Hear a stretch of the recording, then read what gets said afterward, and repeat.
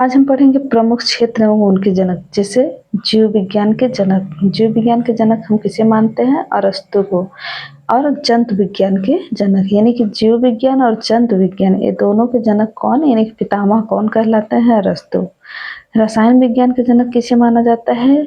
Lavoisier को। इतिहास के जनक किसे माना जाता है? हेरोडोटस को। भूगोल के जनक किसे माना जाता है? इरेटास्थनीज को। आधुनिक भूगोल का जनक किसे माना जाता है? अलेक्जेंडर वान हमगोल्ड को।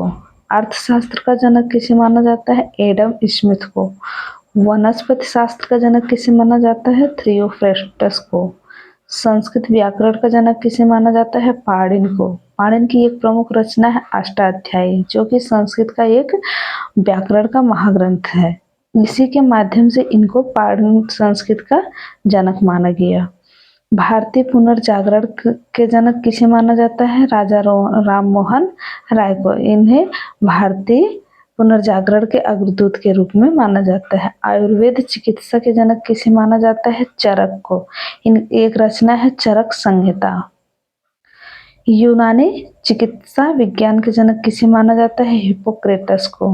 भारत में नागरिक सेवा का जनक किसे माना जाता है? लॉर्ड कॉर्नवालिस को। भारत में आधुनिक शिक्षा के जनक किसे माना जाता है? श्री चार्ल्स ग्रांट को।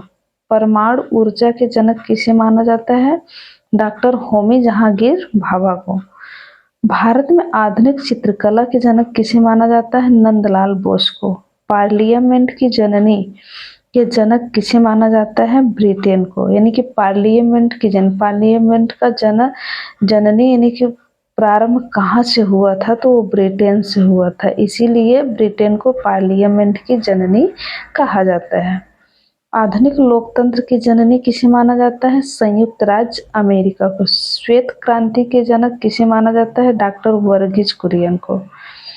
आधुनिक ओलंपिक खेल का जनक किसे माना जाता है? पियरे डी कुर्बटिन को। रूसी क्रांति का जनक किसे माना जाता है? निकोलाई लेनिन को। गजल का जनक किसे माना जाता है? मिर्जा गालिब को। आधुनिक उदारवाद का जनक किसे माना जाता है? तो जॉन लॉक को। तो आज हम पढ़े ये प्रमुख क्षेत्र एवं उनके जनक।